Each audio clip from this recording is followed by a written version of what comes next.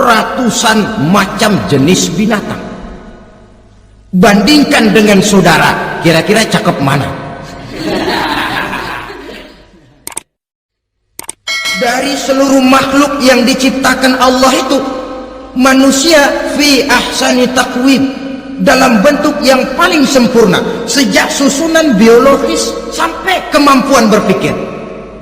Biologis kita ya Allah, diciptakan kita begini rupa, diberikan 2 kaki untuk berjalan, 2 tangan untuk bekerja, diberikan 2 mata, dua-duanya di depan. Pernah saudara mikir kalau mata kita yang satu di depan, yang satu di belakang? Ah, rasanya nggak laku kacamata.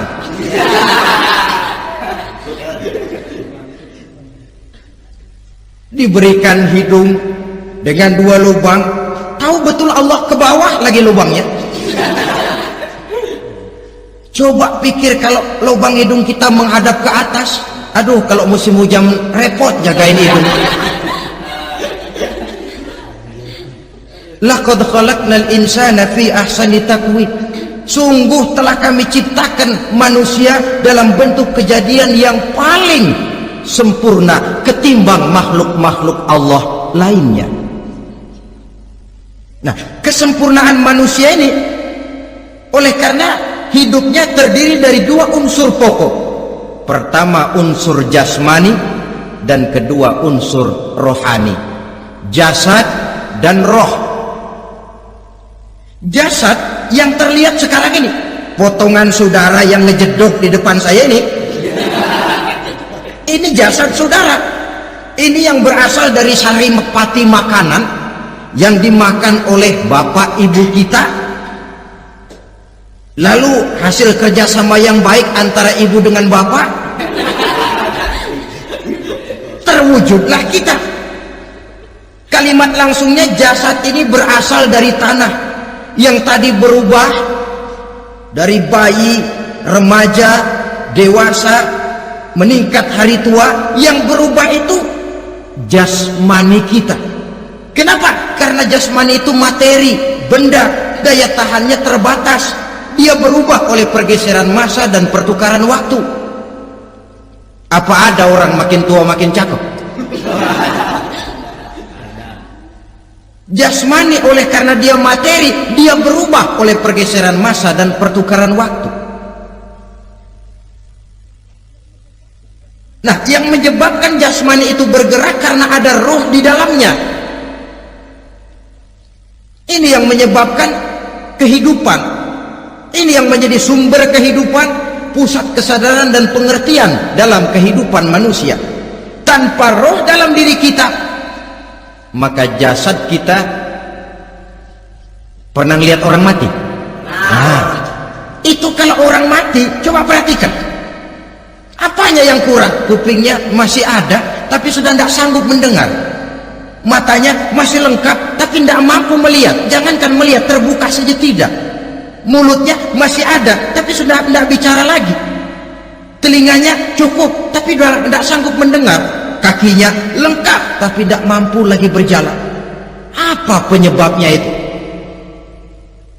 Ternyata jasmani kita, jasad ini, manakala sudah ditinggalkan oleh roh, dia tidak akan bisa berdaya apa-apa, tidak mampu berjalan, tidak pula berbuat, tidak pula bekerja apapun saja. Saudara-saudara, dua-duanya punya kebutuhan. Jasmani ada kebutuhannya, rohani pun ada kebutuhannya. Jasmani yang jelas perlu makan, perlu minum, perlu tidur, perlu pakaian dan sebagainya. Nah, apabila saat berpisah datang, ajal sampai, berpisahlah roh dan jasad, dan itulah yang dinamakan dengan maut. Jadi apa sih mati itu? Mati adalah berpisahnya roh dengan jasad. Sebab itu Islam sangat menganjurkan kita untuk banyak-banyak mengingat mati. Bagaimana caranya mengingat mati? Pertama, mati itu kan pasti. Kira-kira yang hadir di sini ada yang nggak mati nggak kira-kira? semuanya bakal mati kan? Berani? Sekarang mau? Saudara, sebenarnya kalau kita merenung lebih jauh, orang itu tidak perlu takut mati, walaupun tidak boleh terlalu berani menghadapi mati. Karena bagaimanapun takutnya kita kepada mati, toh dia pasti datang. Bagaimanapun beraninya kita mati, kalau belum ajal ya tidak mati juga. Jadi muslim itu kan harus berani menghadapi hidup dan tidak takut menghadapi mati. Mati adalah sesuatu yang pasti. Muslim dianjurkan banyak-banyak mengingat mati dalam kehidupan. Caranya bagaimana? Pertama, berziarah, nengokin teman yang sakit. Ya? Suka nengokin teman yang sakit enggak? Oh, itu pahalanya kata Nabi. Menengok orang yang sedang sakit lebih afdol daripada sholat sunnah 1000 rakaat. Apa pernah saudara sembahyang sunnah sampai 1000 rakaat? Nengokin orang sakit pahalanya lebih afdol daripada itu. Kenapa menengoki orang sakit mengingatkan kita kepada mati? Iya ya, ini teman saya yang kemarin segar banget, bercanda sama saya, ketawa sama-sama, sekarang terbaring tidak berdaya, hilang kemampuannya, hilang keceriaannya, sakit. Iya kalau sembuh, kalau ajal, iya sekarang giliran dia, kalau jatuh ke saya. Lalu menghibur teman dengan kata-kata yang enak, yang akan mendatangkan sugesti supaya dia cepat sembuh. Jangan nengokin orang sakit jujur, sakit apa lo? Perut. Emang teman gua kemarin sakit begini mati ya? Wah, itu orang bisa jadi shock lantaran etika kita tidak akan sampai ke sana. Menjenguk orang sakit akan mengingatkan kita kepada mati. Apalagi ziarah kubur. Ada yang orang tuanya sudah meninggal? Nah, kalau ada, ya tidak bisa tiap hari, sekurang-kurangnya seminggu sekali, Jumat pagi misalnya, ziarah kita ke kubur. Sehingga kalau kita masuk kubur kan ada etikanya. Assalamualaikum ya ahlal kubur wa inna insyaallahu bikum lahiqun. Hai penduduk kubur, keselamatan bagi kamu dan kami yang masih hidup sekarang ini insya Allah pasti bakal nyusul kamu. Iya, yang kemarin gagah bener sekarang terbaring tanpa daya, ini unggukan kuburannya. Yang kemarin ada sekarang sudah tidak ada. Kemana dia? Kami satu saat pasti akan begini. Ingat mati. Lalu apalagi yang bisa membuat kita ingat kepada mati? Mengawal jenazah. Bukankah sangat dianjurkan oleh agama? Bahkan kalau bisa sejak mengurusnya, memandikannya, mengkafankannya, menyolatkannya untuk kemudian mengantarnya ke kubur. Hari ini saya antar dia ke kubur, besok boleh jadi saya yang diantar orang. Hari ini saya solatkan dia, besok boleh jadi saya yang disolatkan orang. Hari ini saya masukkan dia ke liang lahat, besok mungkin giliran saya dimasukkan orang ke liang lahat. Ingat mati, tumbuh kesadaran. Lalu daya positifnya dalam kehidupan apa? Nah, saudara-saudara hadirin, orang yang mengingat mati bukan lantas menjadi lemah dalam kehidupan, menjadi putus asa, sedikit semangat, terbentur kesulitan, mudah frustasi. Bukan itu tujuannya kita diperintah mengingat mati. Jelasnya Islam menganjurkan kita untuk mengingat mati guna maksud-maksud yang positif, supaya orang lalu sadar hidup ini cuma sebentar. Maka mumpung hidup, nah ini mumpung, tapi mumpung yang baik. Mumpung hidup, maka hidup yang singkat ini harus saya pergunakan dengan sebaik-baiknya, melakukan kebajikan yang sebanyak-banyaknya, menjauhkan rasa malas, menunggu keajaiban yang datang dari langit, berleha-leha bermain-main, sementara maut kalau dia datang tidak pernah main-main. Pantas kalau seorang penyair bernama Syauqi memesankan, tazawwad bittaqwa fa innaka la tadri idza hanna al-lailu hal ta'ishu ila al-fajri, kam min sahihin mata min ghairi illatin wa kam min alilin 'asha hinan min ad-dahri. Persiapkan dirimu dengan takwa, sebab kamu tidak tahu apabila malam datang kamu masih bisa hidup apa enggak besok pagi. Apa ada jaminan saudara yang kumpul di depan saya malam ini besok masih bisa hidup? Tidak. Ada jaminan? Tidak ada sama sekali. Kam min sahihin mata min ghairi illatin. Berapa banyak orang sehat mati enggak pakai sakit lagi. Sebabnya kadang-kadang ringan saja. Ada yang cuma jatuh di kamar mandi mati. Ada yang cuma ketiban pensil. Iya, kalau ketiban pensil 3 peti masa nggak mati. Ta'addadatil asbab wal mautu wahid. Sebabnya boleh jadi macam-macam, tapi mati satu juga, yaitu mati. Dia seperti kelapa yang terlalu tua jatuh ke bawah, yang kembang baru keluar pun jatuh ke bawah. Itulah mati. Dia datang menjemput yang bayi, dia datang mengambil yang anak-anak, dia datang juga kepada yang remaja, kepada yang dewasa, kepada yang tua sekalipun. Jangan yang remaja lalu berpikir, gua rasanya masih jauh banget mau mati. Ini sesuatu yang pasti yang kita tidak pernah diberitahu kapannya. Kalau dikasih tahu kapannya kan kita bisa, umpama malaikat maut datang ke rumah saya, saudara Zainuddin kau mati 80 tahun lagi. Oh, saya kan berhitung, masih lama, poya-poya aja dulu Tapi ini tidak pernah diberitahu kepada kita. Lantaran tidak diberitahu itulah kita perlu bersiap-siap dengan selalu mengingat-ingat mati yang mendorong kita untuk berbuat positif. Satu contoh peringatan mati yang mendatangkan positif pada peristiwa ketika turun perintah hijrah. Ketika di Mekah sudah terpepet turun perintah hijrah. Ini sahabat yang berangkat hijrah, jangan dikira semua bulat hati. Ada yang mikir, kalau saya hijrah berangkat dari Mekah ke Madinah, nanti di tengah jalan dicegat oleh kafir Quraisy lalu dibunuh, mati saya. Takut mati.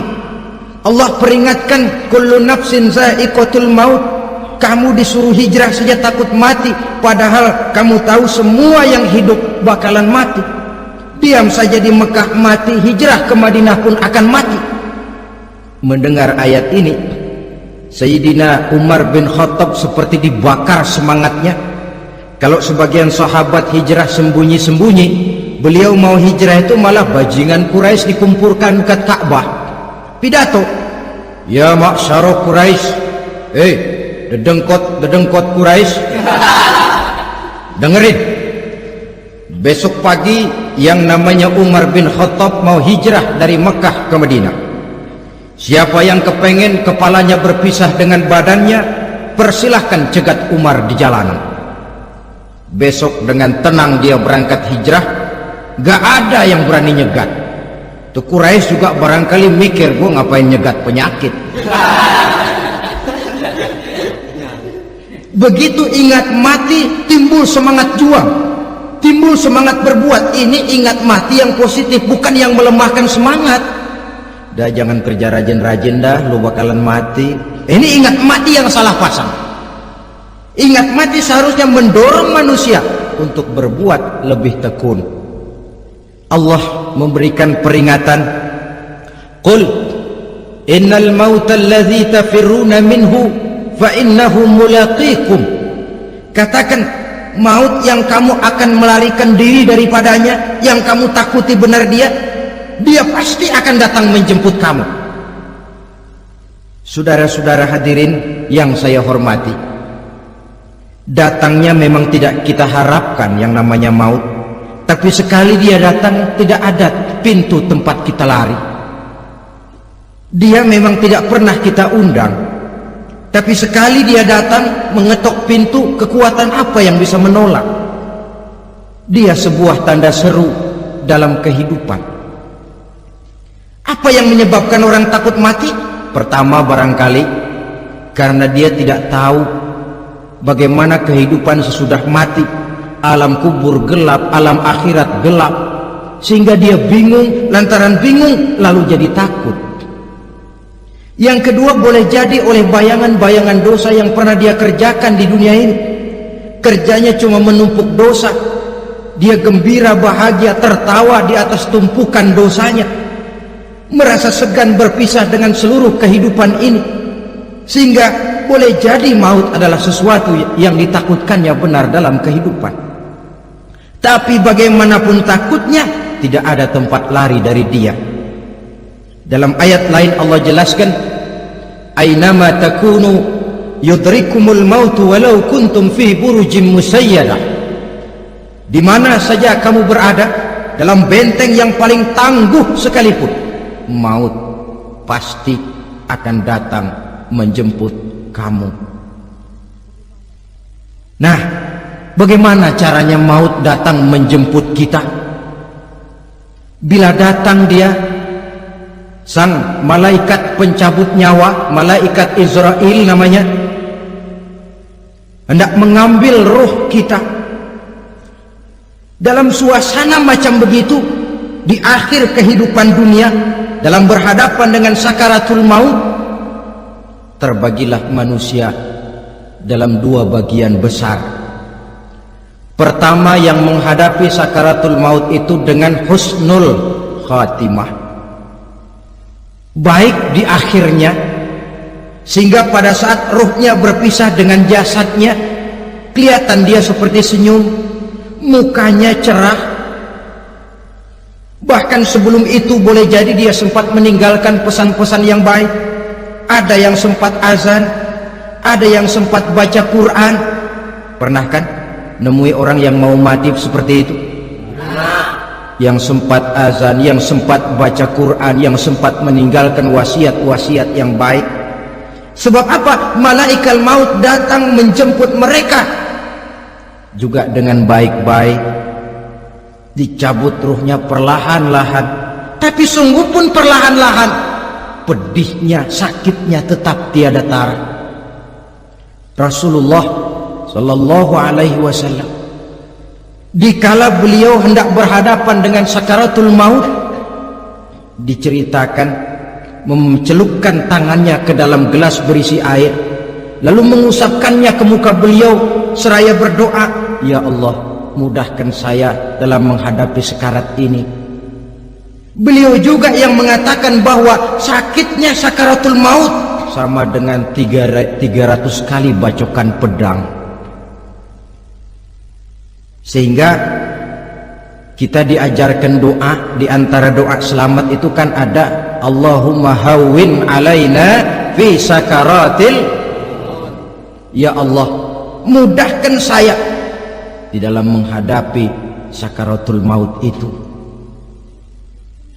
Ketika ruh ini keluar dari jasad, mata masih mengikuti ruh itu. Sehingga kadang-kadang ada yang matanya terbelalak dan tidak sempat ditutup, terbuka terus, mengikuti ruh itu keluar dari jasadnya. Adapun golongan kedua, manusia yang ketika berhadapan dengan sakaratul maut mendapatkan su'ul khatimah, jelek di penghabisannya. Sekaratnya sudah setengah mati, lalu jelek juga di akhirnya, mati dalam keadaan yang tidak baik, tidak terpuji. Ada yang lagi megang kartu, mati. Ada yang lagi di tempat ngadu ayam, mati. Ada yang lagi di tempat pelacuran, mati. Ada yang lagi megang botol minuman keras, mati. Nih barangkali malaikat maut gemes banget nariknya, lu bajingan, lu tarik terus kan. Mati su'ul khatimah.